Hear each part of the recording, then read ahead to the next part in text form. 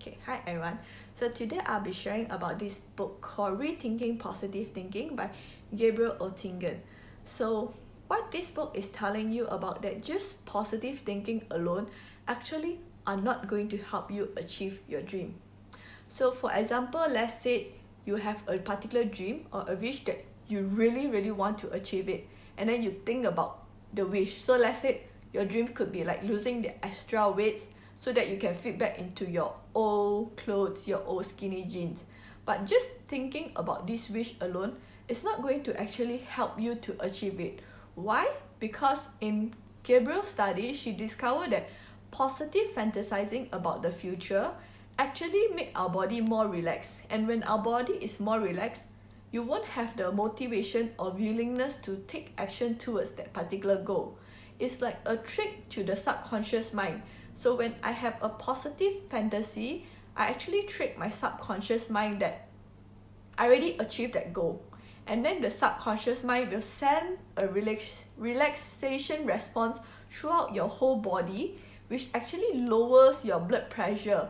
So it could lower your blood pressure to about 3 to 5 points, which is actually the same effect as smoking half a cigarette. And when your body is very relaxed, you won't have the urge to take the action towards that particular goal. So not to say that positive thinking has no good side. Positive thinking is actually good and it's important because it helps you to tell you what you really want and what you really want to achieve, and it helps you to prevent going after the wrong goal. So actually what you should do is, instead of just positive thinking, you should also include other components. Like Gabriel suggests that we should do mental contrasting, which is instead of just thinking about the good outcome, we should also think about the bad outcome or the obstacle that could prevent us from achieving that particular goal. So what she do is she do a study on this group of women. So this group of women are very optimistic about their weight loss program actually. So she then asked them some questions. So she asked them, what if I present you a plate of donuts? So let's say I present you a plate of donuts. Can you control yourself from actually saying no to the donut? So there are two different answers that is being received from this group of women. So one group of women say that they are very confident that they can say no when they are being offered a plate of donut. And there's another group of women who are actually not so positive about it. They say, oh no, if I'm being offered a plate of donut, I might not be able to control my cravings, and I might be actually tempted to eat 1 or 2 donuts. So there's this two group of women. So one is very confident that they can urge their cravings and not give in to the donut, and another group of women think about the consequences.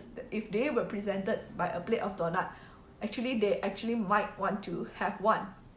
So 1 year later, Gabriel Oettingen get back to this woman, and she found out that the group of women with the negative thinking as well, that might think that they might eat 1 or 2 donuts, actually lose 24 pounds more than the group of women that are very positive that they can say no to the donut. So this tells us that we should actually include mental contrasting so that we can allow our subconscious mind be aware of the obstacle that can come along the way and prevent us from achieving that particular goal. So at the same time, while Gabriel was doing her mental contrasting study, her husband called Peter was also doing a research study called implementation intentions concept. So what implementation intention concept is actually having a specific plan telling you where, when, and how are you going to achieve a particular wish. So Peter actually did a study on a group of university students. So in this study, what he want the student to actually prepare a report on what they did during their holidays, during their Christmas holiday. So these students are supposed to write their activities in a report and submit back to the university. So before he asked the student to write the report, he separated the students into 2 groups. So group 1, students are actually need to have a specific plan on when, where, and how are they going to write the particular report. And another group of students does not have any plan. So they just tell them what they need to do without any plan.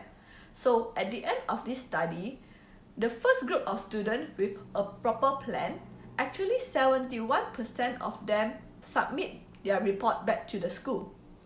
And the second group of students without a plan, only 32% of them submit their report back to the school. So what this tells us that actually with a plan in mind, an explicit plan, it serves as a self-regulatory tool for us to do the particular task.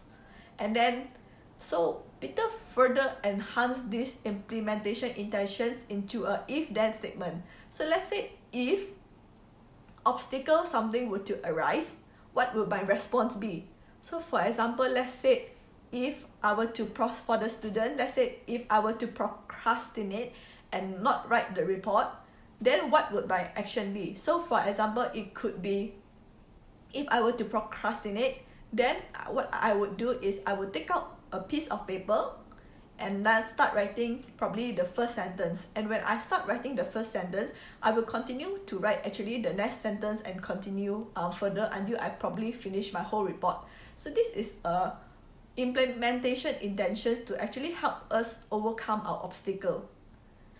So Gabriel and her husband together try to see whether they can combine these two mental exercise together, which is combining mental contrasting and implementation intentions together into one single concept.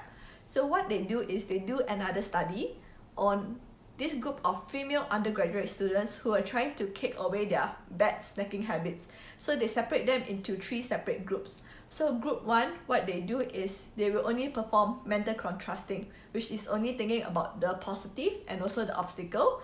And then the second group is doing implementation intentions, which is just having an explicit plan. And then the third group is the combination of both mental contrasting and implementation intentions. So this group of students are to perform this mental exercise every morning when they wake up.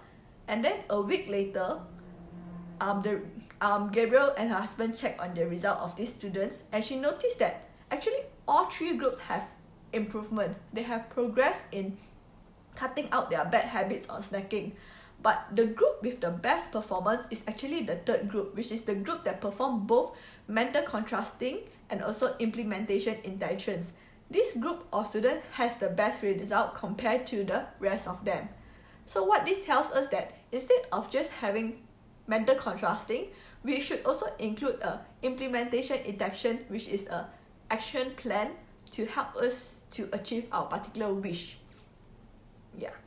Okay. So what Gabriel did is she combined this 2 concepts, this mental contrasting and implementation intentions into one concept, which is called W.O.O.P. So W.O.O.P stands for W-O.O.P. So W stands for wish, O stands for outcome, another O stands for obstacle, and P stands for plan. So W wish. So let's say I want to implement this W.O.O.P in a simple exercise. So for example, let's say my wish is to go jogging in the evening every day. So this is my particular wish that I want to achieve. Then what is the outcome that I will get in achieving this particular wish is that I will actually feel more healthier, I will feel energized, I actually will feel good. So this is the outcome that I will have from achieving my particular wish. Then I also must think about the obstacle. So let's say what is the obstacle that could be actually preventing me from achieving this particular wish is if I were to come home from work, I might actually feel very tired. And when I'm tired, I don't feel like doing anything. So when I'm tired, right, I just want to go to sleep. So I need to find a solution to solve this obstacle is to come up with a plan. So the plan could be a if and a then statement. So let's say if I come home and I feel tired, the next thing I should do immediately is to actually put on my running shoe and then go out of the house and go for a walk. So that is my plan to help me solve this obstacle. So this W.O.O.P exercise is actually a very short exercise that you can actually do any times of the day. So you can do it when you wake up or before you sleep or while you were driving or you're on the train, and you can do it multiple times a day to help you to achieve a particular wish or goal that you want to achieve. Okay, that's it. Bye bye.